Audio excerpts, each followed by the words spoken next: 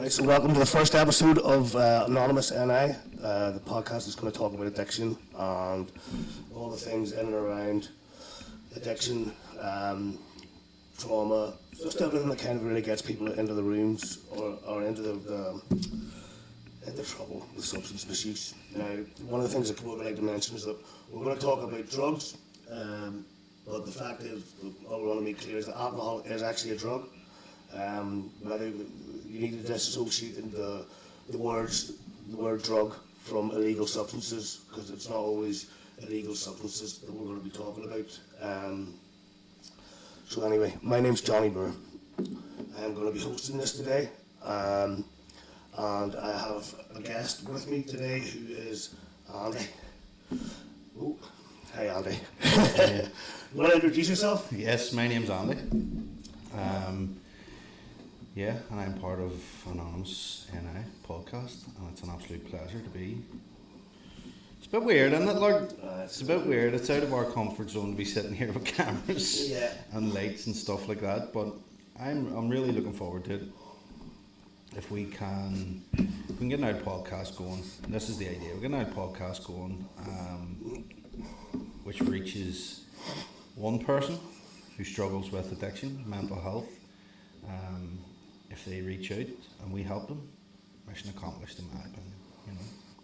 So yeah, 100%. have a bit of fucking fun while we're doing it. That's the first bad word. Where's the swear? Where's the swear jar? The swears we were trying to avoid. Easy done. Yeah, don't. Look, I mean, I suppose it's worth mentioning that there is a chance that you will hear a bit of explicit language on the show. It's not meant to be anything offensive.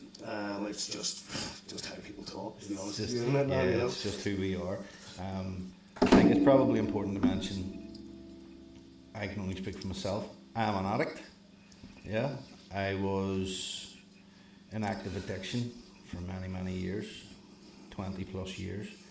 I could not stop using drugs. It fucking ruined not only my life for a long time, but the lives of my family, and anybody that I come in contact with suffered from my addiction, you know. And the reason that I've been asked on here isn't because I'm still in active addiction. You know what I mean? Good point to make, yeah. It's because I have been free from active addiction for over 2 years now, and it has changed my life and the lives of those people I care about and those people that are close to me. So you were saying there that you're 2 years clean. Yep. What's that journey been like for you? Can you talk about what kind of led you up to the point of getting clean? Yeah, well, the thing that led me to the point of getting clean was the fact that through my drug use, my mental health was really, really bad, in the gutter, to the point where I didn't really want to live anymore. Mm-hmm. That's where it took me, you know. I was stuck in these continuous loops of using, waking up. The first thing that was on my mind, you know, as a father, wasn't my children. As a son, it wasn't my parents. You know, as somebody's partner, it wasn't my girlfriend. The first thing that was on my mind was drugs.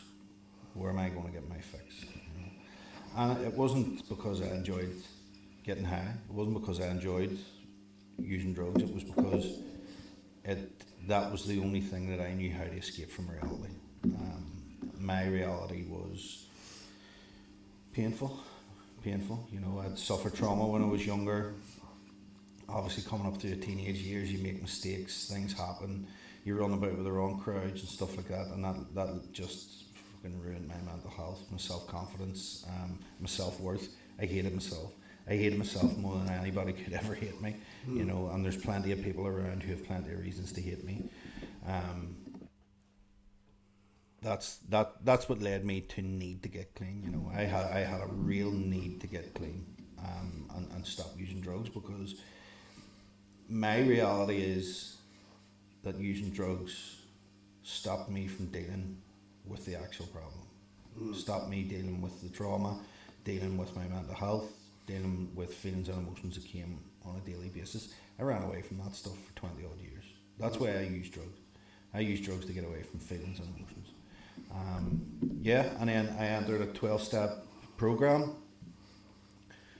and it has changed my life for somebody that wasn't able to get clean for over 20 years, I'm sitting here over 2 years clean today because of a 12-step program, and it has changed my life. It really has. It's changed me. It's changed me, which in turn has changed my life for the better. So yeah. Yeah, so I guess I could relate to a lot of that, you know, in regards to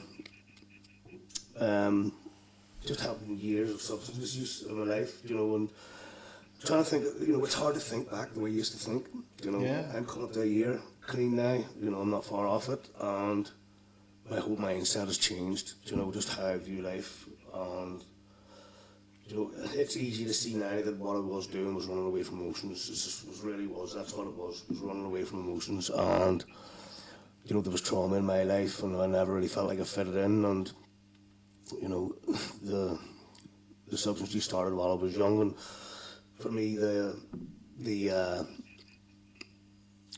period where I knew I wanted to get clean and actually doing it was quite a large chunk of that usage, like, Yeah. well, probably at least half of it.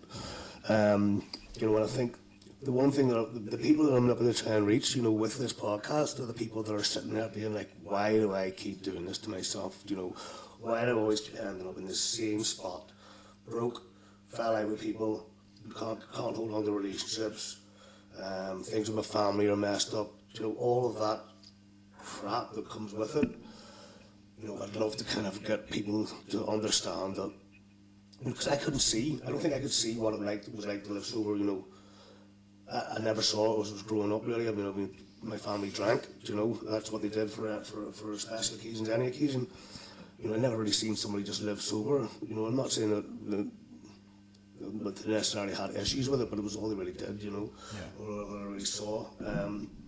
So I guess, you know, I would like to kind of reach those people that are just like, why do I keep doing this to myself? So that's a good point that you make, because it's the amount of times that I was asked the question, why do you keep doing this to yourself? Why do you want to do this? Why do you want to live this way? It's like, I fucking don't. Excuse my language again. I'm not going to keep apologising, right? If it happens, it happens. Yes, okay. Yeah, I don't want to keep doing this. Every time I was high, that's whenever I made the decision. This is it. This is the last time. See, tomorrow when I wake up, I'm not doing this. I'm going to do whatever it takes so I don't. See, the next day as soon as my eyes were opened, that thought's gone. The compulsion and the obsession is all over me, and it's just, where am I getting drugs today? Because I cannot live with myself. I cannot feel comfortable. But it wasn't, half the time it wasn't even a decision, right, today I'm going to go and take drugs. Half the time it was just a reaction. It was just like a knee-jerk thing. Not even a knee-jerk, it was just like this repetitive thing that I was stuck in, that just my body and my mind just went, right, this is what we do now, so get up and go and do it, you know. And I think that what's important to mention is that I was completely powerless. There was nothing I could do for myself to stop. I was using drugs against my own will. I didn't want to do it anymore. I just didn't. You know, I wanted a different way of life. I wanted to change, but I didn't know how. I didn't know how to do it. That's a good point you make, is, you know, is the fact that we just didn't know how. No You idea. know, one of the two, you know, it's like, you want to change, you don't want this life, but you don't know how to do the other one, you know. I think that's, you hear the people that aren't even in the programs and stuff like that, the fellowships here, you know, insanity is repeating the same behaviours and expecting different results. Yeah. While I was in addiction, I don't think I expected anything different. Yeah. You know, I didn't expect anything different. I knew that I would keep beating myself up for getting to that point. Yeah. But, you know, if you want something different and think that you're not going to have to do something different is insane. That is you know, insane. it's just insane. Like, Yeah, without a doubt. Without a doubt. And I can genuinely and honestly say, for most of my life, certainly most of my adult life, I've been completely and utterly insane. My behaviours prove that, you know, completely. It's completely. So yeah, that's, I mean, in a nutshell, that was active addiction. You know, not wanting to use, but not knowing how to stop. And it took me to go to treatment. You know, I went treatment, rehab, call it whatever you want, nut house. That's what it was. You know what I mean? It was just a house full of complete nutcases. Probably no different to my 12-step fellowship. You know, we're all nuts, like, but it's a good nuts. Yeah, everybody in that treatment centre was completely and utterly insane, and I was no different. And it was only when I went there and I was introduced to NA, Narcotics Anonymous, and for the first time in my life, I'd found a group of people who could identify with what I was feeling, who weren't asking the questions like, why do you keep doing this to yourself? Because they knew why I was doing it to myself, you know. And the identification that I got from other addicts, that's the first thing that gave me hope. I lived a life completely hopeless in the true sense of the word. I had no hope. I had resigned myself to the fact that I was going to die taking drugs at some point. And I was okay with that. The sooner the better, because life was just so painful. I couldn't see a way out, you know. And it was like, right, okay, the sooner this goes, the sooner I go, the better for everybody. And whenever I was introduced to NA through treatment, that's the first time in my life that I got hope. And it was the hope that kept me coming back. Yeah, well, I think you brought up a very, very good point there. Hope. You know, one of the big ideas of this podcast is to try and give somebody a bit of bloody hope. Like, you know, it is possible. It is possible to get clean. You know, I don't think many people would ever believe that I would have. You know, I don't think there was many people that could have like said, "Yeah, he will get off that." You know, I that's didn't. him. You know. You know. And it's like there's people out there, and I was exactly the same. You know, you look at people who have got off it and stayed off it, and you're thinking they mustn't have been as bad as me. Yes, yeah, You know? yeah. Oh, those ones that got sober were only having a couple of beers. Yeah, You know. 100%. They're not feeling what I'm feeling. Yeah. They aren't as bad as me. And I was like that for a long, long time. Those people aren't as bad as me. Nobody understands what I'm going through. And there's going to be people out there listening to this who are going to be thinking, that's a load of balls. There's no way they're going through what I'm going through. There's no way they have been through this shit that I've been through. Believe me, I've been to hell and back. Yeah, well, I think that's one thing. There's a good point that I want you to kind of maybe go on a bit further is the identification that you get with other addicts. You know, because that is the big thing. That was the big thing. Nobody's as bad as I am. Nobody's as fucked up as I am. Nobody's as messed up as much as I have, or as in this much of the trouble as I am. You know, those like, you know, and you know, from getting around people that had kind of got clean, I started realising, you know, that some of these guys are like, they're speaking my language, like, you know, Yeah. they're talking about things that I've experienced. You know, and I think identification is a real important part of it. You know, I first started coming around. I met people who were 30 years clean, who were 15 years clean, and initially I would have looked at them and thought, that same old thought, there's no way they went through what I went through. There's no way they have felt what I have felt. And then I started to talk to them. More importantly, I started to listen to them. And then I started to quickly understand that their story's not much different than mine. And it wasn't about the drugs they used. It wasn't about the trouble they got into. It was about the feelings they were feeling. It was about how they used drugs to get away from themselves, which is insane in itself, you know. The things that they done to try and escape those feelings and emotions. And that's the identification that I got, was like, he's been through, or she has been through exactly what I went through, and they haven't used drugs in over 30 years. Like, what? How do I get that? yeah. And it only seems like yesterday I came in and I was thinking, you know, I'm only 30 days, I'm only 60 days clean here. I don't know if I can do this forever.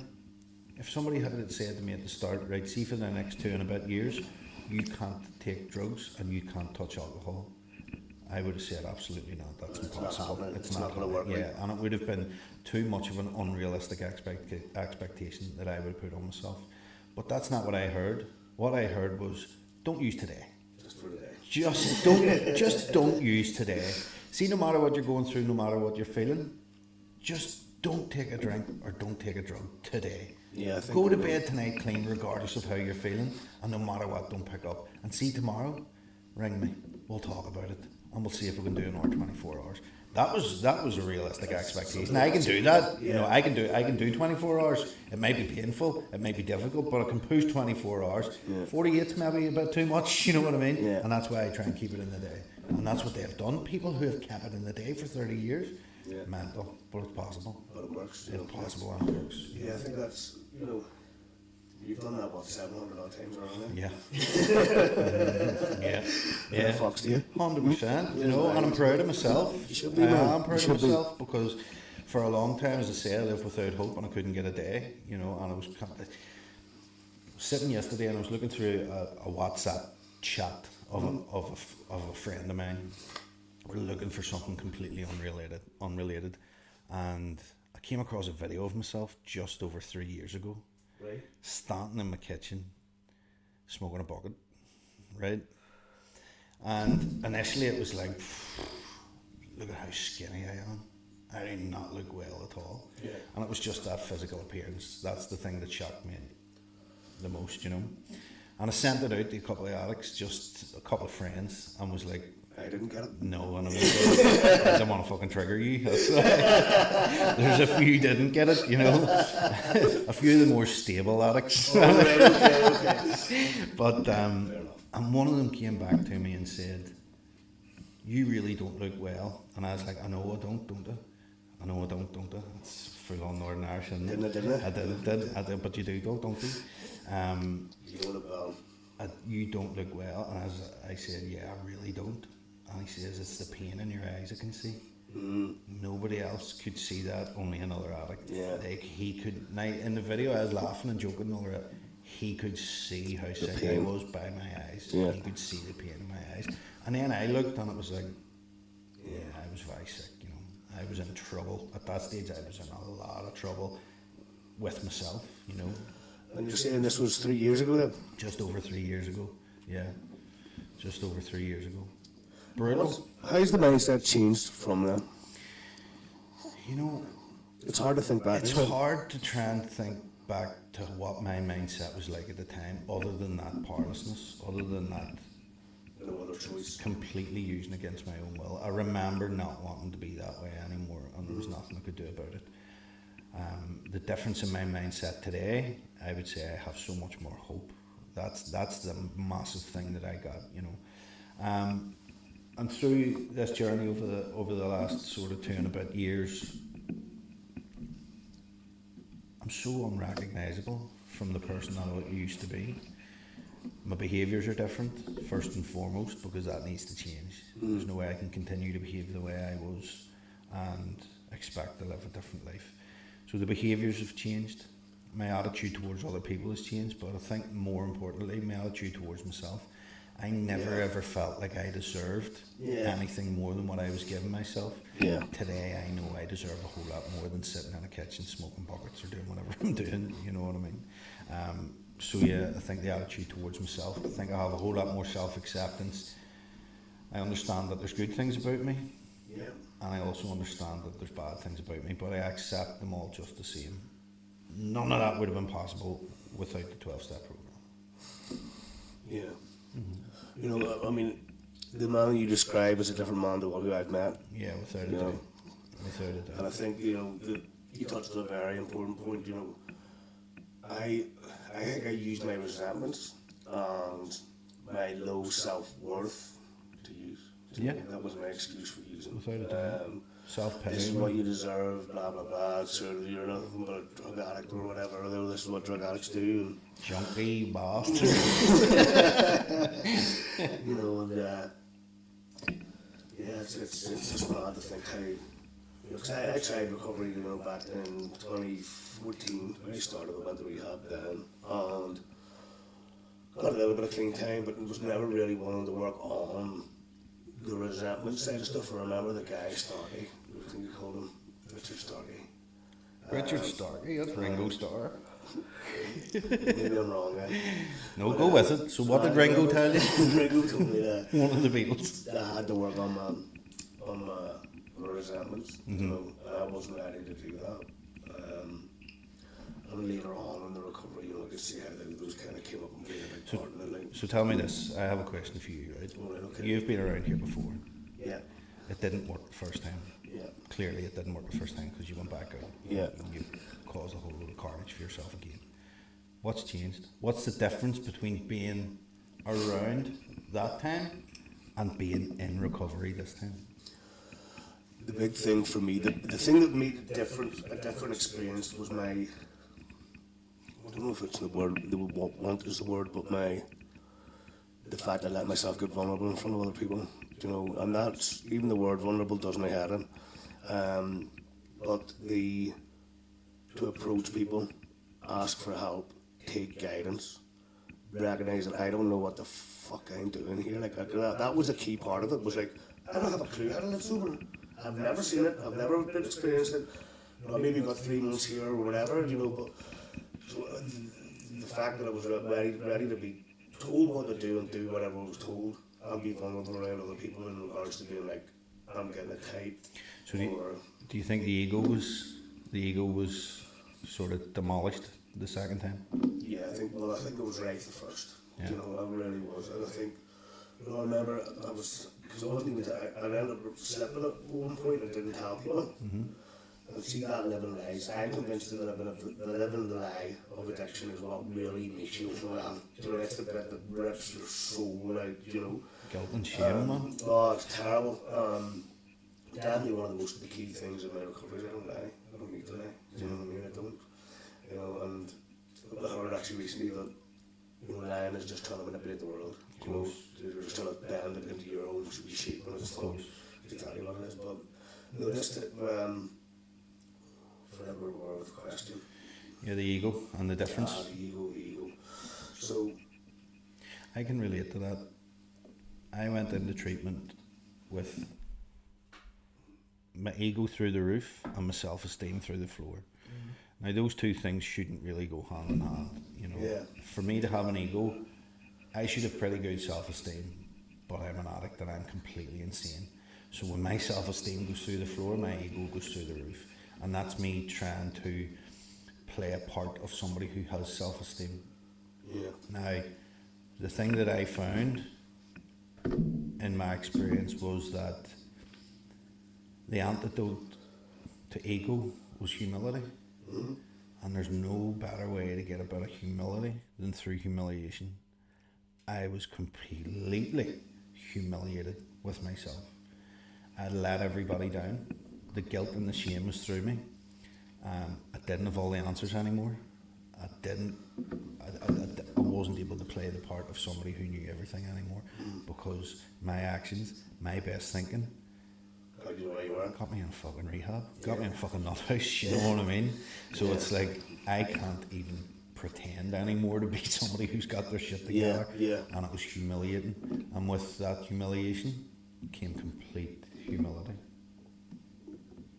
Sorry. The terror on my face got you there, didn't it? Yeah, I think that's just it. You know, I think that is bang on the key of what I needed to do this time. It was like, I don't know what I'm doing. You know what I mean? I've ruined my life, like, and everything around it. You know, and how is that anything to be proud of? You know, who am I to commit? Because I genuinely think I came in the second time and thinking I'm going to help people out. Yeah. Honestly, like, that's what I thought.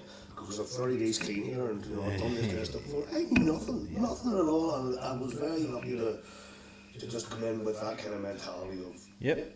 show me how to live. Yeah. You know, just show me how to live. Like, you know. Yeah, I come in with complete and utter desperation, and it was a gift. If I hadn't come in desperate, I would not have been willing to do everything that needed to be done for me to get clean and stay clean. And it was an absolute gift that I had been given, that I was completely and utterly desperate. Somebody needs to help me here, or something's going to really go wrong, you know. I'm going to die. That's what it was. And I'm forever grateful of that gift of desperation, because it's got me where I am today, which is over 2 years clean. I'm able to show up for my kids as a father, although I'm still a bit of a grumpy bollocks at times, you know what I mean. You try and work on that stuff, but this isn't a program of coming in and becoming this spiritual guru who is completely perfect in everything that they do in their life. We talk about practicing a program, and that's what it is. Every single day I get another opportunity to practice being a better person. And, you know, for the most part it's worked. It has worked. And I say that without ego, you know. I do say that without ego. That was the program there, not you. Without a doubt. Yeah, you were showing it. Yeah. Right. So, moving on with kind of conversation, you know, let's try and think what we would say to somebody who is messing everything up, but doesn't know really what to do. You know what? They continue to make the same mistakes. You know, I remember it being whenever I was working, and this is actually quite early on in my addiction, well, not long before I became alcoholic. But I would go to work, and work would be fine. Friday would come, and I'd hit the drink. Friday, Saturday, Sunday, go into work Monday, still half off my tree, to be honest. Love it. Tuesday was Suicide Tuesday, like it was brutal. Like Wednesday, you were starting to feel okay. It was we were leveled out. Because the other drugs were kicking in. Thursday, I'm starting to feel good again. Friday, back out on it, and that cycle continued for years. You know, that was a functioning addict. Yeah. You know, maybe trying to speak to somebody that's kind of in that scenario, or maybe they're just because it's like a train wreck, isn't it? You know where it's going. And Like. and see my experience of that period didn't last too long for me of, you know, waking up on the Monday with full of fear, with that fear that we talk about, you know, your skin feels like somebody else's, your hair hurts, and you've got that sense of impending doom that we always joke about, you know what I mean? That was Mondays. But that didn't hang around too long, where it was like, right, Tuesday's a bit of Suicide Tuesday, this is really starting to take its toll. Wednesday's a wee bit better. Thursday, then you're starting to feel. Thursday was the weekend, you know what I mean? Yeah. Thursday, well, sure, it's the weekend, you've only Friday to go, and Friday's a piss take. Yeah. I very quickly found a drug that would help me escape the way I like to escape at the weekends, that I could use every day. So you could escape the week. 100%. Yeah. Just get away from life. You know, life was the thing that I found hard about life. You know, it was life on life's terms with the thing. That's the thing that was difficult for me. So as soon as I found a drug that I could use on a daily basis, that was it, man. Golden ticket. Here we go. And that's what happened for years. I used every single day. And how long of those? Before you got clean, how many years of that did you hate? Most of them. Half of them. My using took a turn whenever my first child was born. Okay. My son. Right. He'll be 17 in October. Okay. And I am a little over 2 years. Yeah. So you can work that out. Yeah. And then it got exponentially worse again when the second one came along. When my daughter came along, and she'll be 14 next week. Shout out. Happy birthday. Happy birthday. You pay in the hole. So, you know, just kind of get back to the question, but you know, what would we say? You know, what would we say to that person? And this, the reality is, if they don't want to stop, and this is the thing, you know, if we had found a phrase, or if we had found some quip that we could go around addicts and say, here, listen to this, and that got them to wise up. Not wise up, you know what I mean, but if that got them to take the leap, we'd be doing it, and there'd be a whole lot less, you know, addicts and people struggling with addiction and mental health around our country. But we don't. It needs to be it's an inside job, you know. Yeah. And you gotta want it. yeah, you have to. I wanted it for years and it wasn't enough. It got to the point where I needed it. Yeah, you had to be willing to actually do it. Yeah, it took that willingness. You know, it took that willingness. And again, I wish it didn't take desperation for people to come around and realise that there's a different way. But that's what it took for me. Complete and utter desperation. Somebody please help me because I'm on my way out here. Yeah. And it was only at that point that the ego dropped and the humility came in. See, for the first 6 months that I was in, see, no matter what was going on in my life, I rang somebody else and asked them what to do. I couldn't at that stage trust myself to make decisions. I couldn't trust what my head was telling me, because, you know, I think it's important to make the point that, you know, addiction's a disease. It is a disease, and it's a disease made up of obsession and compulsion. And when my disease is active, it makes me selfish, self-centered, self-seeking, and an arsehole. and it twists my perception of what reality is. Something so simple as trying to phone my girlfriend and she doesn't answer the phone. Now, she is a busy woman, right? Right. A really busy woman. Mm-hmm. But the fact that I have a disease that twists my perception, automatically my head will go to, she doesn't love me. She doesn't want me. She's too busy doing absolutely nothing to speak to me. That is the furthest thing from reality. Yeah. But that's where my head goes to, because it wants me to hurt. It wants me to feel. It wants me to feel pain. It wants me to feel anger. It wants me to feel fear, because those are the things that I'm most uncomfortable with. And at that point, I use. I pick up because I don't want to feel those feelings. So my disease knows me better than it knows myself, like, Right. you know, and it'll twist my perception to however it wants me to feel. So for the first 6 months in recovery, I had to leave my thinking up to other people who I trusted, people who I knew had my best interests at heart, other addicts who knew what I was going through, and I left the decisions and I left my thinking up to those people. And it seen me through 6 months in recovery. And then you start working the 12 steps. And through the process of working the 12 steps, I've found self-acceptance. And that self-acceptance means that when my head starts to talk to me in that way, I know it's not real. I can take a step back and I can see life for what it is now. You know, life's a fucking beautiful thing, look. It's about lifting your head and looking for it, you know. Yeah, I think my perception of life has changed dramatically. You know, for me, I can never really see 2 weeks further in the future. That's as far as I saw. You know, nothing else really ever was going to exist, or you know, that the suicide ideation was rife. Like it was a distinct possibility.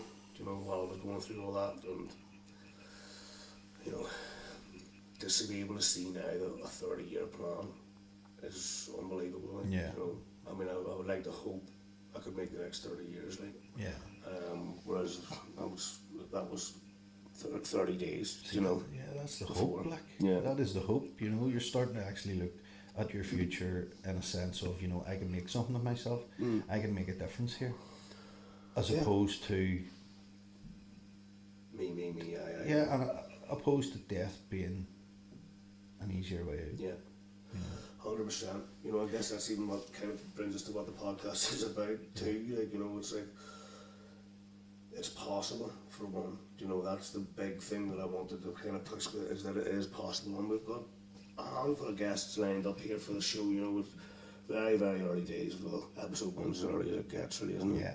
Apart from that one time we Apart- tried to do that, remember? The pilot that crashed. 100%. Yeah, I think it's probably going to bring the humility into this, you know, and the whole point of us just trying to talk about this and trying to reach out is just to get that hope for people, is that it can be done, and you know. And the reality is, we don't know what the fuck we're doing. No. You know, I've we haven't a clue what the fuck we're doing. But if it works, it works. We have a vision. Yeah. And, you know, it may be different for both of us. My vision is that we try and help somebody who suffers with addiction and mental health. Give them a bit of hope and hopefully help them to help themselves. If it's one person, all of this is worth it, you know. Obviously, you have different plans for the next 30 years. Yeah.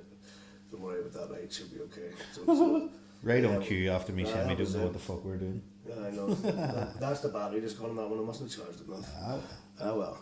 As long as my lighting's on. You know, your light's on. Your light's still on.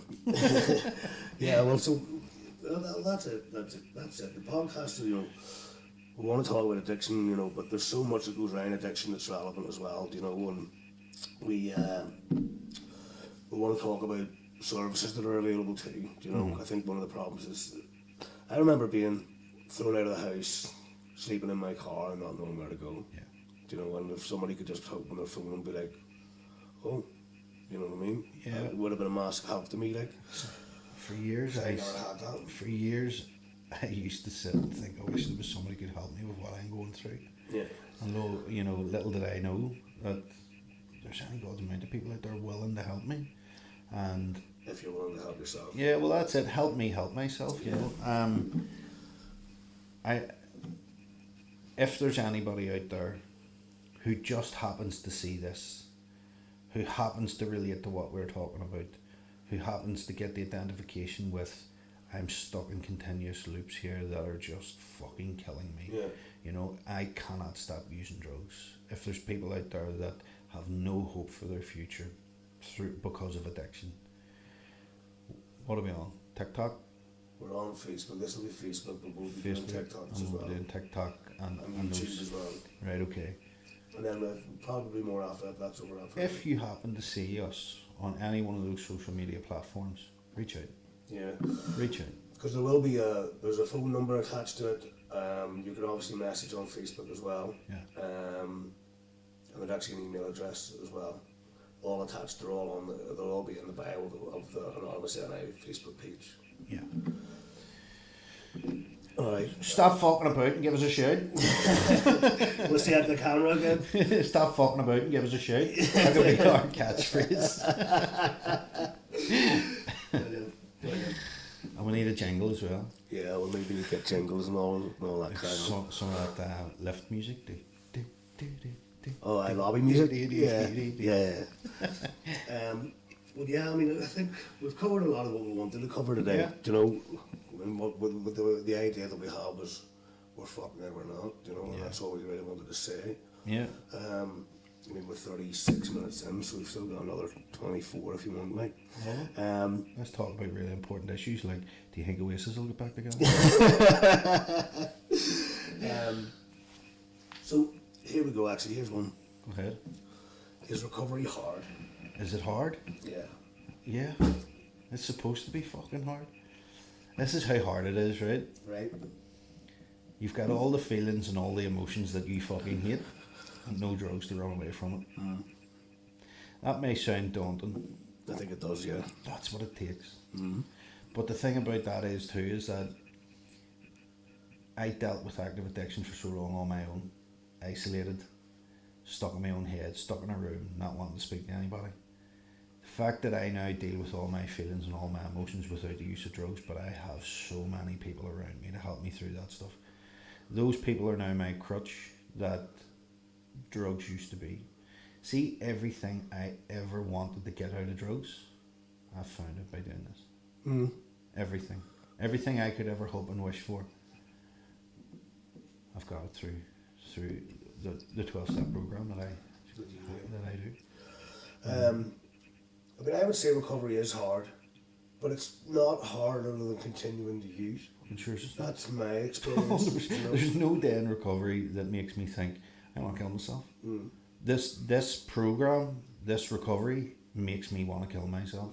No matter what's going on in my life, recovery and the program that I work continuously gives me hope for the next day. Yeah. Because My worst day in recovery is a million times better than my best day in active addiction. yeah, I think that's something that's really important to to articulate as well. Is that it's different hard. It You know, is a different It's heart. a different hard because it's stuff you've been running away from your whole life. Yeah, and So it's just new. yeah, you it's know? it's new. It's completely alien. But you wouldn't change. I wouldn't change 1 second of it. Like. No, absolutely not. And for every single thing about recovery that's difficult, when I overcome that, the sense of achievement I have and the hope that I get is without parallel to anything else that I have ever found while using drugs. Yeah. Yeah, Like the buzz off life, like living. without a doubt. Without a doubt. Living each day as a better person than I was the day before. That's...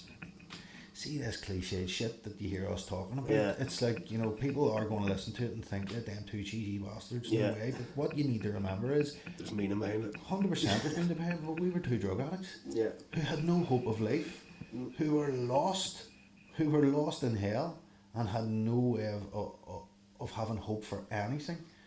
And now we're sitting here talking about cliches and Cliches and fucking cheesy bollocks and all that kind of shit and stuff, you know. You know. That's what The recovery reality gives you. is, the reality is, it works. It man, you know. works. It So- works without a doubt. It works. Excuse me. It's a See lot if it didn't better life. see if it didn't fucking work, I wouldn't have done it. Yeah. Simple.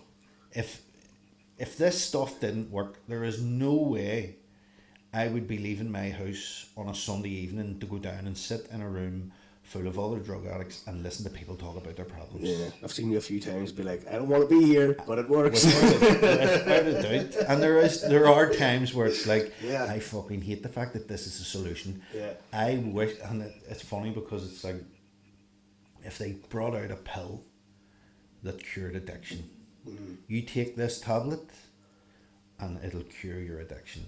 Every addict under the sun would say, what'll happen if you take two? Every single one. There's no quick fix for this. Us as addicts, listen, I wasn't addicted for 2 years or 2.5 years. I wasn't an addict for 6 months. I've been an addict pretty much most of my adult and teenage life. Yeah. So this takes a lot of hard work. Yeah. A lot of hard work. But it's the most rewarding thing that I've ever done in my life. Yeah, I think, you know, the big key for me, like when I mentioned there would be getting vulnerable and stuff, but it was like just before that, you know, they talk about the cycle of change and pre-contemplation and contemplation and all this, but just being like, right, okay, I need to change this. Nobody else can change this for me. I need to take positive action and get doing this. And the first thing that you can do for yourself with that mindset is saying, can somebody please help me? That's Sweet. it. Well, that came very shortly after that, you Yeah. know. Can somebody 'cause please I help was me? glad at that. Because I haven't a fucking clue what I'm supposed to do here. I was really glad that it came out because Yeah. I really was. I couldn't have done it by myself, and that's another key point actually, is that you're never going to be able to do this by yourself. Yeah, Never. and the beauty about about the program is that you never have to be alone again. Yeah. You never ever have to be alone again with your feelings, your emotions, and life. You've always got somebody there to support you. Yeah. Always, you know. And see, even If you when let them. yeah, if you let them. But even if you don't want it, see, on the days where I don't want anybody contacting me and I don't want anybody, there's always some prick won't stop ringing. What's wrong with you? You alright? You alright? And then there you go. That brings me out of myself, and that in turn then helps me with whatever it is and all the rest of it. It's an amazing thing. And as I say, you know, I've never stuck at anything my whole life other than taking drugs. That's the only thing that I done, not religiously, but it's the only thing that I done consistently. Yeah. Was take drugs. You know, I was never a father consistently. I was never a son consistently. I never consistently performed in work or school or anything like that. The only thing I ever done consistently was take drugs until this. And I've done this every single day for 700 odd days or whatever it is. And my life has changed. Yeah. You know. And it's a simple program. Yeah, It's I mean, not it is simple. complicated, but it's made for complicated people. It's us that make it complicated. But Yeah. what if this? But what if that? But what if?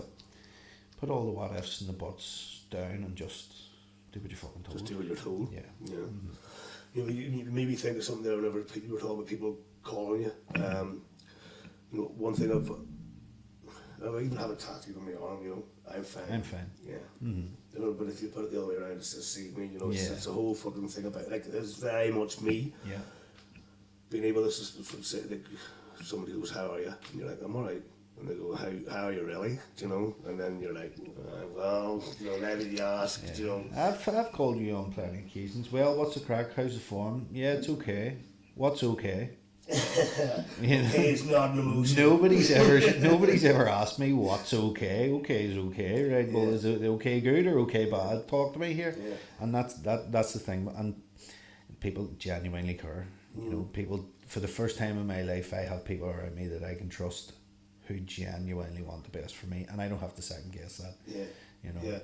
Again, there you bring up another great point. You know, before I came into recovery, I had 3 people who I thought that cared about me. You know, 2 of those people care more about the drink than they care about me. You know, and that's just the reality of it. That's just where they're at. I'm sure you can relate to that. Yes, I can. Yes. And now, before I have to find it, the guys go through my WhatsApp to try and find the person I'm trying to talk to, and there's 15, 16, 17, 20 chats I have to get through before. You know, I can walk in the room full of people now. Let's just say there's 40 in the room. I know 36 of them by first name. Yeah. You know, and I could ring any one of them at any point and they would try and help. You know, and it's just something that I wasn't ever used to. Like, I'm still struggling with it at times, to be honest with you. You know, I do struggle with it at times, to reaching out to other people and saying, look, It's Malcolm's here, you know, but, you know, the people are there, and that's a massive change in my life. That's the ego too, you know. The ego doesn't want us to reach out and get help. The disease doesn't want us to reach out and get help. And the best way for it to counteract that is with ego. I'm fine. I'll sort this myself. I'll be alright. I don't need to ring him. I'll be alright. I can sort this out. Load of balls. And where did that get us before? Exactly. And that's the thing about continuing to do the same things and expecting different results. See, today, I do different things and I get different results. You know. Right. Well, to be honest, I think this has been a great chat. It's been very. I've enjoyed started this, flowing Johnny. really, really well, like, hasn't It really has, Yeah. 100%. What should I wear to the award show? We'll figure that Will we out. suit up? Of course, yeah. Pink suits. Pink suits. Proper addict behaviour. Yeah, we're going to do it. We're going to do Want to it. fucking do this? That's the stupid way. Yeah. Just looking through my notes here. Well, I guess what we're trying to really do is we're trying to show people that you can get free from your addiction. You know, I really hope that you've had some sort of identification with everything just being so messed up, and you only ever have one coping mechanism. One, run from it, take drugs, forget about it, wait till it does settle, then go back. You know, and we've all made mistakes in our lives, every one of us. I'm definitely no exception to that rule. Are you not? No, definitely not. You know, I honestly believe that you probably don't realise how bad both of us were, do you know? Do you know what I mean? We were both would have been in pretty bad scenarios, but I believe that people don't even see, we like to say, how far we've come on this journey now. I'm only half the lap behind Big Andy here, you know, but we're getting there, you know. I've learned so much from you through this process, you know, and I think that's just the beauty of it, is it's just, I find other people that speak the same language as me are going through the same kind of stuff. I am not alone. It's not just me that feels this way. And, you know, I think that we're... Sorry, the battery's going to die on this laptop. Oh well. If it dies, we're screwed. Get her plugged in there, bye. Just you chat away there for a second. Yeah, it's Johnny's just sorting out a bit of a charger and stuff here. So listen. I had no hope whatsoever, and there's going to be people out there who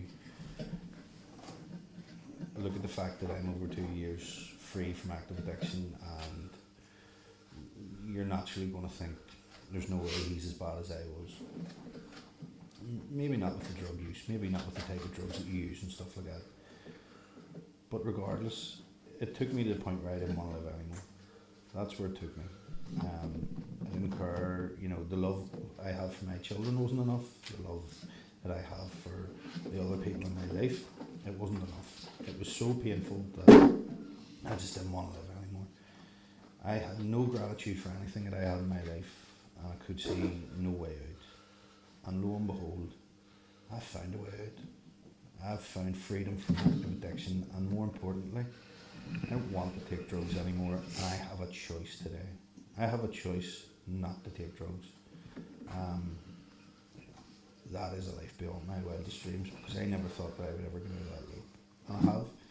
And as I said before, if there's anybody out there that can relate to the fact that you're stuck in that loop of taking drugs and you don't want to anymore, and life is fucking shit, and you know you think there's no way out, I promise you there is. Reach out to us on one of the different platforms. Send us a message, even if it's just a message that says I'm fucked. Send it, because I was once fucked and I'm unfucked.